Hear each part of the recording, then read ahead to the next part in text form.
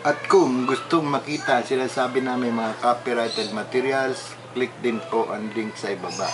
Nakalagay dito yung Philippines at USA. Kaya ito pong taong 2015, amin pong pinapayo sa ating mga kababayang Pilipino na sana po ay magtulong-tulong tayo.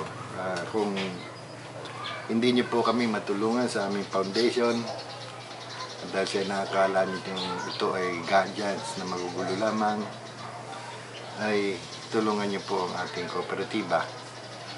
Mag-membro po kayo doon, mag-invest, at sigurado pong magagawa natin ang lahat ng produkto at lahat ng makina na kailangan ng ating sabihin na nating kalusugan at maging ng ating kalikasan. Napakarami po nating gagawing proyekto sa ating kooperatiba. Ang ating Gadget Stop Global Warming Foundation ay magtuturo na lamang kung paano ang mga gagawin para makatulong sa ating kalikasan at maging sa kalusugan. Sana po, wag po kayo maghihinala sa amin na kami ang ginagawa namin ay puro walang katotohanan. Marami po kasi ang sumisira sa amin. Hindi malaman kung sa inggit o sabihin na natin na mga taong walang magawa, na sabi nga, hindi nakararapat mabuhay sa mundo. So, baka mamalinan man kayo ng pagkakaintindi sa akin. Wala na po akong pakialam sa kanila. Ang sinasabi ko po ay sila ay wala ng karapatan tumira sa mundo dahil sa kanilang mga ginagawa. Yun lang po. Kung maaari, pumunta na sila sa March o sa buwan. Dahil po dito sa mundo, nagkakalat lang po sila ng lagim. Sabihin na natin, nakakasira po sa aming mga layunin ng kanilang mga ginagawa. At sa mga naniniwala sa kanila, sabihin na natin, obserbahan niyo po ang kanilang ginagawa. At obserbahan niyo rin po ang ginagawa ng ating foundation. Na sa ganun malaman nyo na wala kaming ginagawang kasinungalingan, wala kaming ginagawang scam, wala kaming ginagawang sabihin na nating panluloko, wala kaming sabihin na nating nilalamangan na hindi po katulad nila. Sila po ay nabubuhay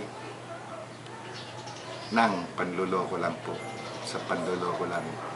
Kami po dito ay ginagastos po namin ng sarili namin pera at sabihin na natin na dahil ako ay may konting pensyon at mayroong mga anak na nagsusuporta sa akin, nagagawa ko po ang gusto ko dito sa ating foundation.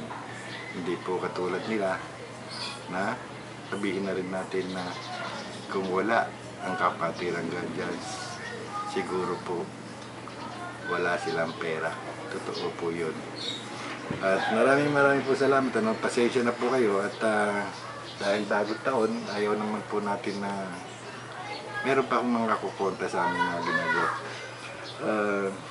Napakahirap po na nagpapakahirap kami dito, tapos may mga taong sisira pa sa amin na nakinabang din naman ng mga nakaraang panahon na nakatayo itong ating foundation.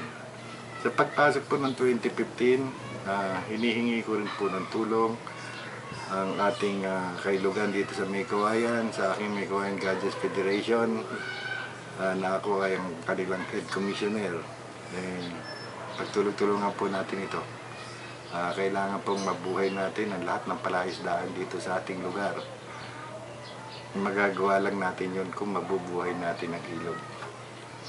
At yun lang po. At marami pong salamat sa inyo. Sa mga kapatid kong nasa GBI Original. Maligayang Pasko po sa inyo. Hindi tayo nagkasama-sama itong nakaraang Pasko at bagong taon. So alam ko naman na kayo ay nandiyan dyan at kayo ay nagkakasayahan. At siguro po ito pagpasok ng bagong taon, may malaking mga proyekto po ang ating mga gagawin kung tutulungan din niyo po ako. At ganoon din po sa aking bagong organisasyon, yung akong San Miguel de Mayumo, Alikasa, Kasaysayan, Alamat at Tradisyon, Incorporated. Pagtulong-tulungan po natin. Hindi po ako kasali sa kasaysayan, hindi po ako kasali sa alamat, pero sa tradition po, malaki po ang aking matutulong. Ibalik po natin sa dati ang bayan ng San Miguel at maging lahat po ng bayan dito sa Bulacan. Maraming po salamat at God bless you all.